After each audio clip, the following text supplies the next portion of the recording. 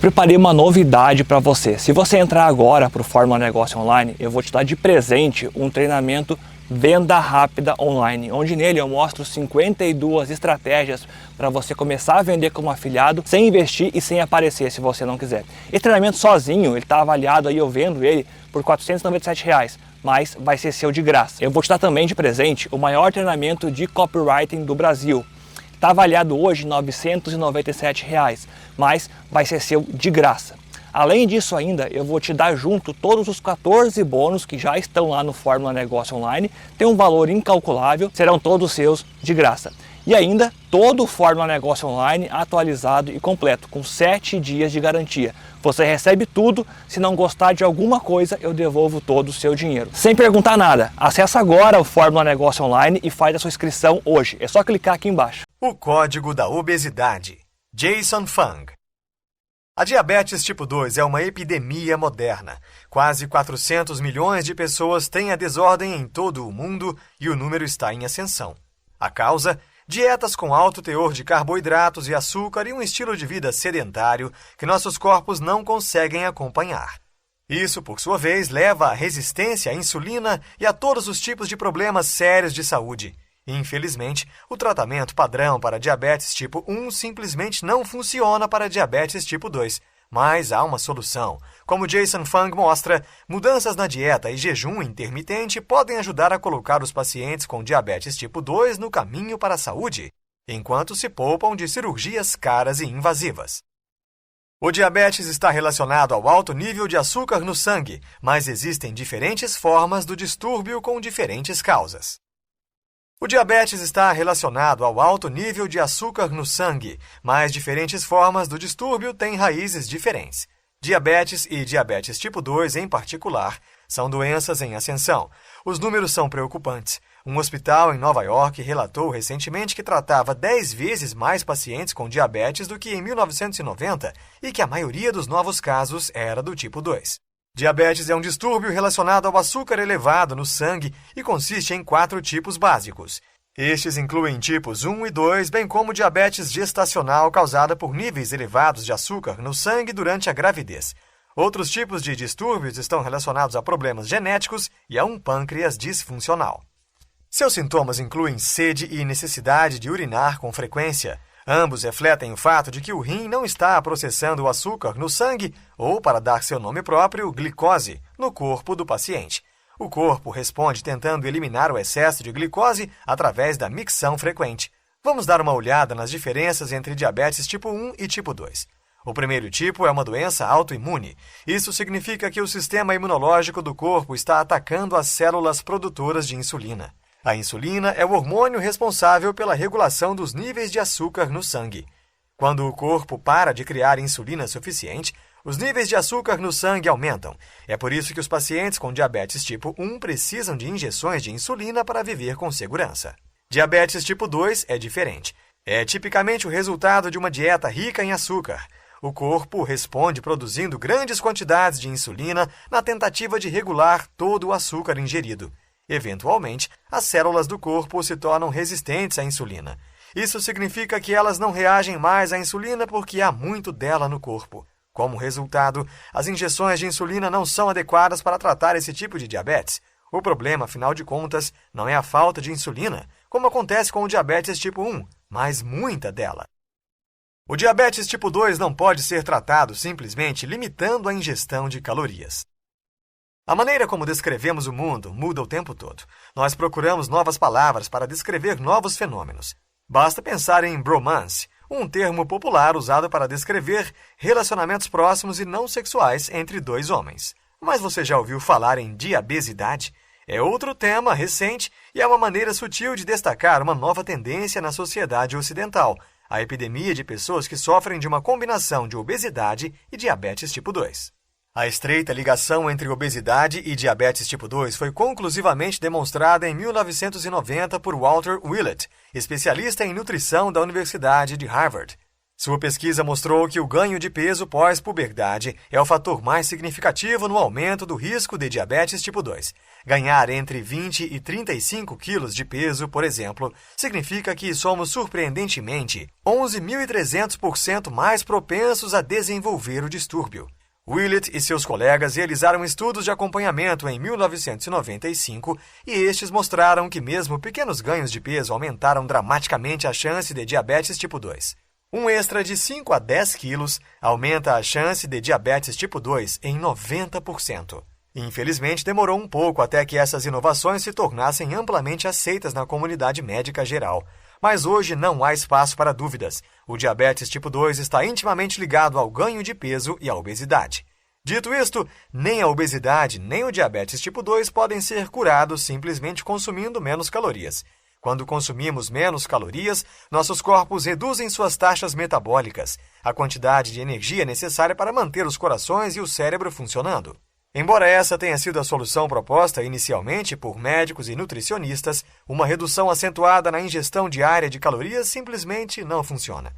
Em última análise, nossa sensação de fome e ingestão de calorias depende dos nossos hormônios. Mais especificamente, os responsáveis são nossos níveis de insulina. Isso significa que perder peso é reduzir os níveis de insulina. Reduzir o consumo geral de alimentos não ajuda a conseguir isso. O que realmente precisamos fazer é evitar tipos específicos de alimentos. A resistência à insulina é causada por depósitos de gordura no fígado e pode se desenvolver muito rapidamente. A maioria das pessoas sabe que o consumo excessivo de álcool é difícil no fígado, mas o álcool não é o único culpado quando se trata de danos ao fígado. Vamos começar com o glicogênio. É uma substância que armazena carboidratos em nossos corpos. Quantidades muito grandes dele criam depósitos de gordura no fígado que, com o tempo, levam à resistência à insulina. A resistência à insulina é o primeiro passo no caminho para o diabetes tipo 2. É o resultado do consumo excessivo de carboidratos e proteínas. Ao contrário de outras gorduras alimentares que podem ser armazenadas em todo o corpo, a glicose de proteínas e carboidratos é transportada diretamente para o fígado. Quando chega lá, é convertida em uma reserva de glicogênio que pode ser usada quando os níveis de açúcar no sangue afundam. Mas uma vez que esta reserva esteja totalmente estocada, o corpo começa a converter novos glicogênios em gordura, que é então exportada para outras partes do corpo. Os problemas começam quando o fígado não consegue acompanhar a ingestão de proteínas e carboidratos. Quando isso acontece, a gordura deixa de ser exportada, mas permanece no fígado. E quando o fígado se torna mais gorduroso, ele deixa de aceitar mais glicose. Quando nossos níveis de açúcar no sangue aumentam, a insulina é liberada. Isso, por sua vez, estimula o fígado a aceitar mais glicose. Uma vez que o fígado começa a se esforçar para processar essa glicose, ainda mais insulina é liberada para resolver o problema. Isso cria um círculo vicioso. Quanto mais insulina houver em nossos corpos, menos o fígado reage a ela. Isso é o que os médicos querem dizer quando falam sobre a resistência à insulina. E não é preciso muito para desenvolver um fígado gorduroso e resistente à insulina. De acordo com um estudo realizado em 2008, a neurocirurgiã Suzanne Delamonte descobriu que as pessoas podem desenvolver resistência à insulina em menos de 3 semanas, apenas comendo 1.000 calorias de lanches açucarados por dia. Durante essas 3 semanas, o peso corporal do participante do estudo aumentou apenas 2%, mas a quantidade de gordura armazenada no fígado aumentou 27% em massa. Felizmente, esse efeito hepático pode ser revertido retornando a uma dieta normal com menos carboidratos e menos frutose. O aumento do consumo de frutose é um contribuinte para a gordura no fígado. Em 2009, o endocrinologista Robert Lustig enviou um vídeo para o YouTube que rapidamente se tornou viral.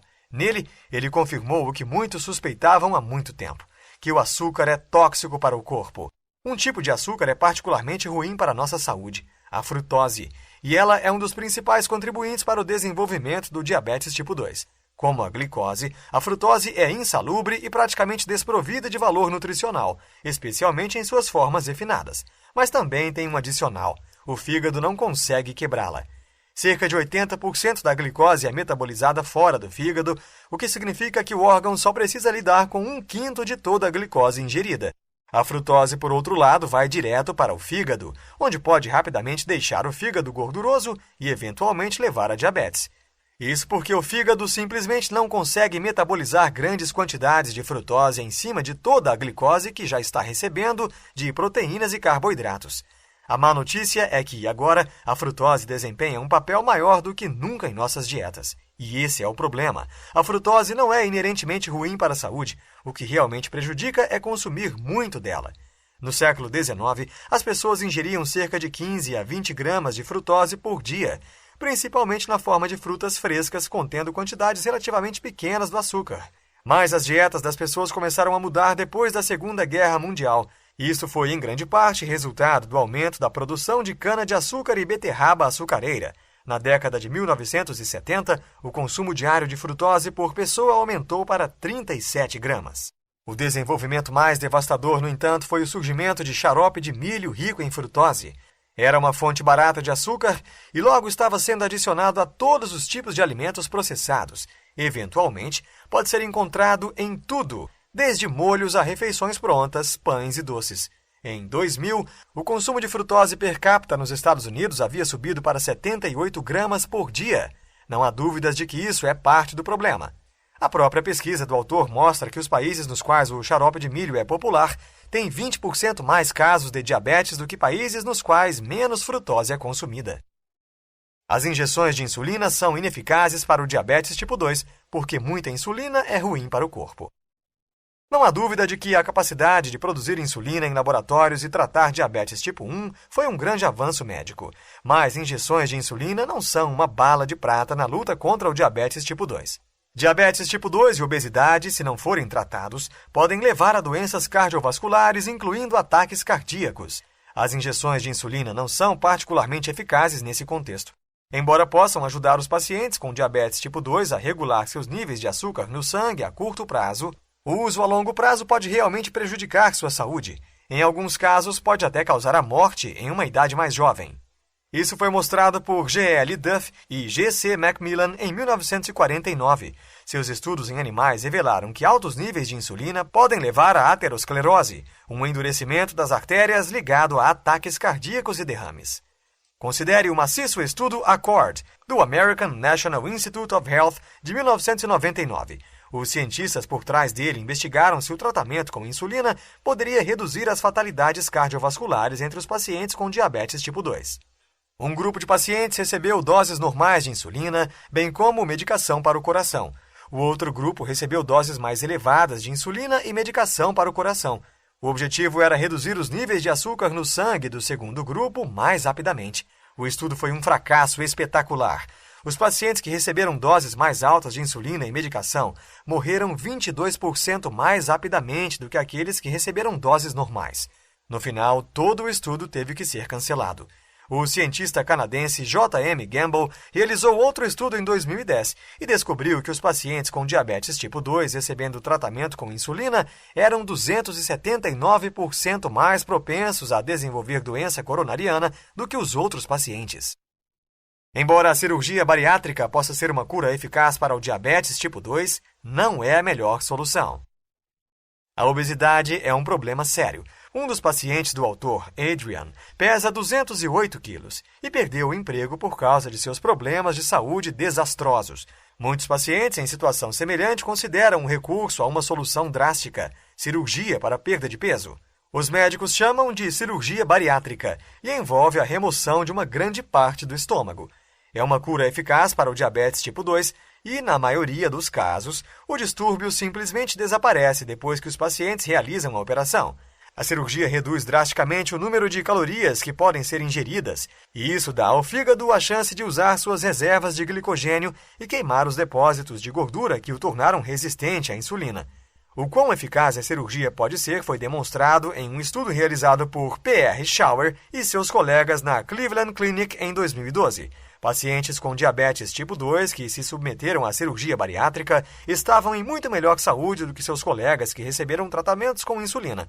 Depois de 3 meses, os ex-pacientes puderam ser retirados da medicação para diabetes completamente. Eles foram curados. Isso se aplica a 95% dos pacientes com diabetes tipo 2 que operam.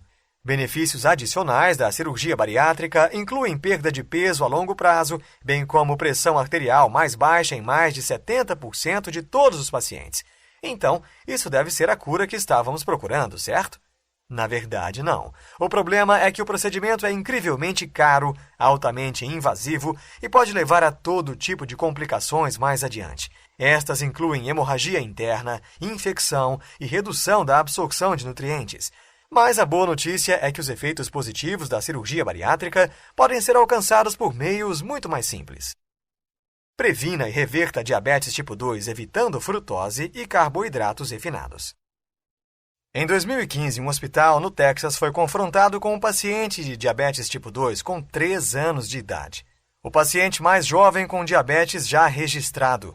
Esse é um bom indicador de que o transtorno está fora de controle e que saber como prevenir e reverter o diabetes tipo 2 é mais importante do que nunca.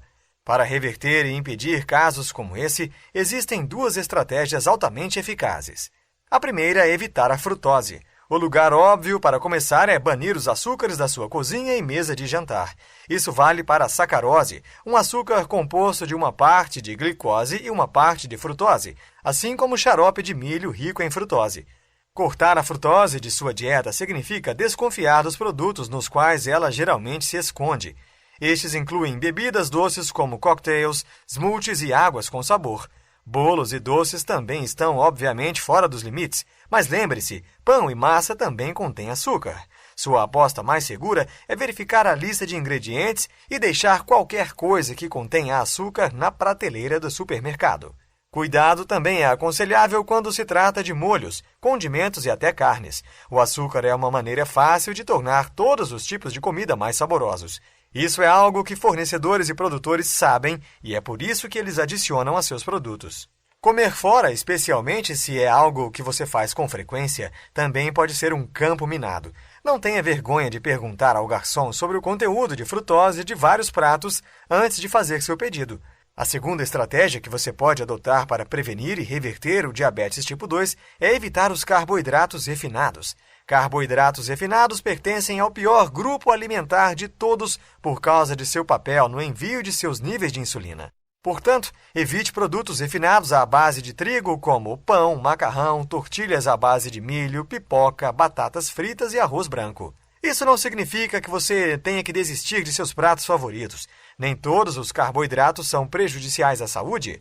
Mude para carboidratos não refinados, como arroz integral e massas integrais, e você ainda pode desfrutar de alguns deles. Essas alternativas não estimulam a produção de insulina tanto quanto suas contrapartes refinadas e podem fazer parte de uma dieta saudável. Retirar carboidratos refinados significa que há uma vaga em seu plano nutricional. Preencha-a com alimentos gordurosos nutritivos como óleos de alta qualidade, peixe, abacate e nozes. O jejum intermitente é uma cura muito mais eficaz para o diabetes tipo 2 do que o controle diário das porções. O jejum tem sido uma cura conhecida para o diabetes. Elliot Joslin, um dos primeiros especialistas americanos em diabetes, defendeu isso como um tratamento há mais de um século, em 1916. No entanto, o que exatamente o jejum envolve? Uma possibilidade é o controle diário das calorias das porções, mas essa provavelmente não é a melhor resposta. Curar diabetes e incentivar a perda de peso não são coisas fáceis de alcançar.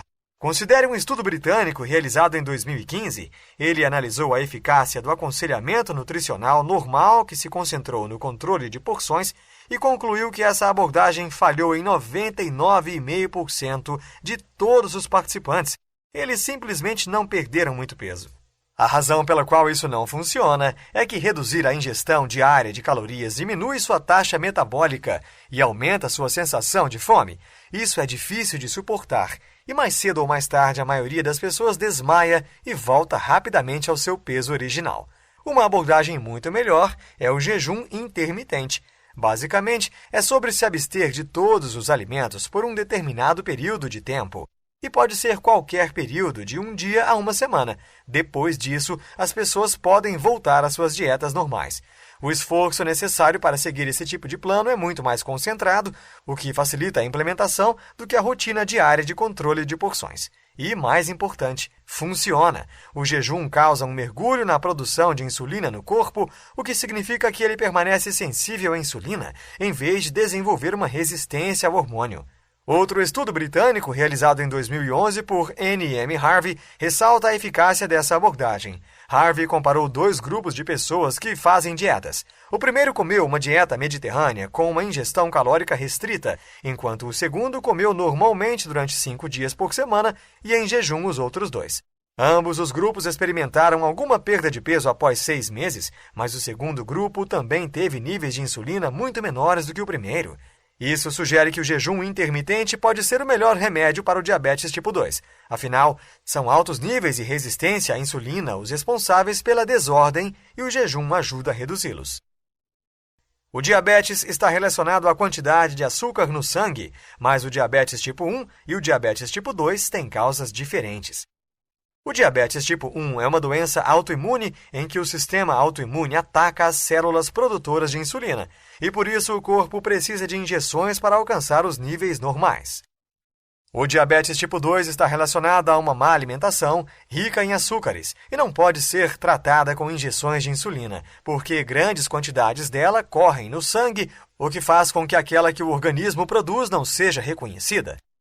Regular a alimentação, evitando frutose, por exemplo, e fazer uma cirurgia bariátrica podem ser saídas para a cura do diabetes tipo 2, mas a saída mais eficaz é por meio de jejum intermitente. Neste livro, você aprendeu que o diabetes tipo 2 difere significativamente do diabetes tipo 1. Enquanto o último é caracterizado por baixos níveis de insulina, o primeiro é produto de níveis de insulina perigosamente altos que, por sua vez, levam à resistência à insulina e a uma série de problemas de saúde graves. A boa notícia é que o diabetes tipo 2 pode ser revertido. Combine a abstenção de carboidratos e uma mudança na dieta com o jejum intermitente e você estará no caminho certo para a recuperação. Se você gostou desse tipo de canal e quer que ele continue, aqui embaixo tem o meu Pix, é o Pix Solidário, já que esse tipo de canal não é monetizado pelo YouTube. Desde já agradeço pela sua atenção. Estarei sempre trazendo novos vídeos sempre que possível.